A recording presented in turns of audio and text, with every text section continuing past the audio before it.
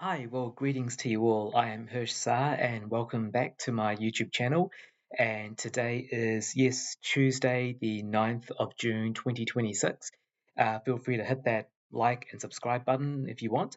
And yes, today's topic for this YouTube video is not just parents, but grandparents. You're probably wondering what that title means, a bit like some of my other titles, which might seem a bit cryptic.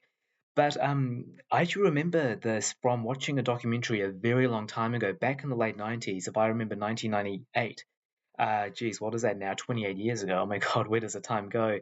I was basically just beginning my teen years, if you like, just in high school, starting to go through adolescence. And there was a very popular documentary on the human body called The Human Body. And it was that BBC, that British one.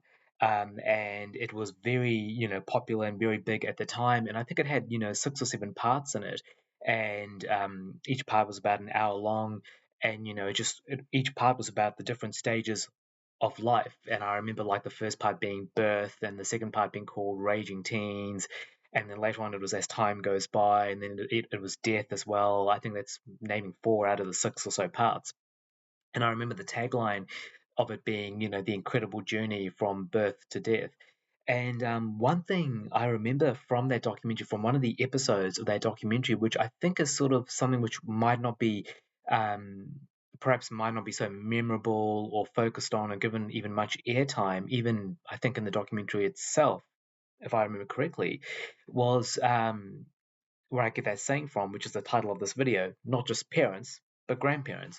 And what the video was showing was that, it's so interesting. It's a sort of thing that will probably hardly ever come to anyone's attention or come across their minds ever. But we all grow up, we're first babies, then children, then adolescents, and then adults. We grow up, then of course you find a partner, we have our own children, and then those children also grow up and eventually have their own children, our grandchildren. But we're still there, so they're wondering, why are we still there? Why do us human beings live so long? That we become not just parents but grandparents. You'll think that from a evolutionary or biological standpoint, why would we live so long to become grandparents? What's really the use, you might think? And what the documentary was speculating, I do think it's a very good point, is that I know you will say, oh, look, the only reason why we're living so long now is because, of course, modern day technology and the huge improvements we've made in health and hygiene, especially over the last, say, 100, 150 years, and especially again in the Western world. Also, that is now coming in the East, which is good. But yes, there is that. So basically, today, I know this is very rough, but today in the Western world, and I know it will differ from country to country, but people are living pretty much from about 70 to 80. I know that's pretty rough, but they're living about 70 to 80. You know, Prehistoric times, going back before any technology, when we were basically cavemen roaming the forest, roaming the woods and sharing it with all the other animals and plants on Earth. Back in those days, before we had access to, medicine and vaccines and modern day health and hygiene, things that we take for granted. Back in those days, we lived about 35 to 40. So approximately 35 to 40, pretty much back in those days, anything over 40 was considered a blessing, just like today, anything over 80 would be considered a blessing. If you look at it that way, we have essentially doubled our lifespan. So that's actually one interesting point right there. With our modern day technology giving us improved health and hygiene, we have essentially doubled our lifespans from approximately 40 to approximately 80, you could say, or 35 to 40 to now what is 70 to 80. But even in those days, people still lived to become grandparents. Obviously, people, they had children much earlier. Now we will have children in our 20s, or probably now more like our 30s, with changing, cultural and social norms. But back in prehistoric times, before modern day society, before laws, before all the things that are just constantly in our faces today and things that we take for granted. Back in those days, people would have children much earlier. I know it might sound a bit odd, but they would have children basically in their teens. They would pretty much have children by 15, even 18, really. That's when they would have children. So say if you had all your children by, say, 18, then theoretically at least they could have children as well by the time they're 18 or by the time you're double that age or say about 36. So even if you lived to 40 back in those days, even if you only lived to 40, you would still, likely live to become a grandparent.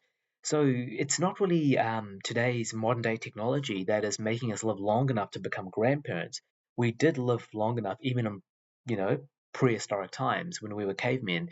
So coming back to the point, what this documentary, The Human Body, was looking at in one of its parts, the one that aired from the BBC in the late 90s, and I saw it when I was basically just beginning my teen years as an adolescent, it was saying that they speculate on a theory that maybe we're actually supposed to become grandparents. Maybe we're supposed to become grandparents, and that's why we live so long, even without modern day technology, or we live long enough to become grandparents because we're supposed to become grandparents, as simple as that. If you look at, for example, whales, and remember they are mammals just like us, even though they're sea creatures and they might seem completely different from us. Whales, which are mammals as well, it's actually in their species, it's the grandparents that take care of the kids, and that's just how they do it. That's their culture, if you like, and maybe the same is supposed to actually apply to us human beings. If you look at it, the mum and dad would basically be the hunter gatherers, perhaps the dad the hunter gatherer, especially in primitive societies or prehistoric societies. There would be the hunter gatherers. The mum would probably, attend to whatever needed attending to around in the cave. I guess if you like housework, I'm not saying that that's the way it should be. I'm not saying that that's the way it was. I'm just saying this is really a generalization.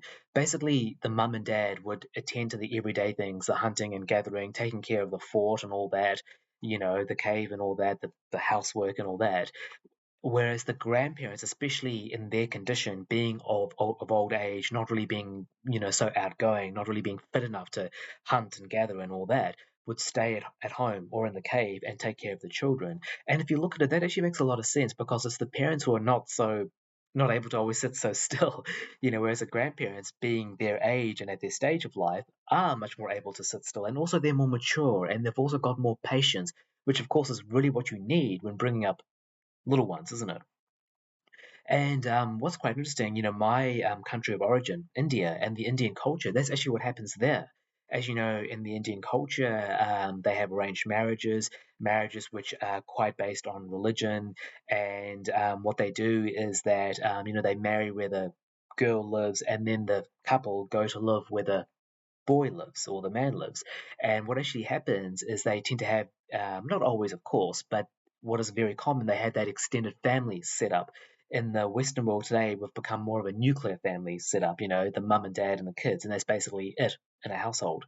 But still very common in the Indian culture, you would have, the man, his wife, their kids, of course, and even his parents or the kid's grandparents there. And what will happen is that he will be out working. His wife might also be working, probably especially in this day and age when things are so unaffordable, right?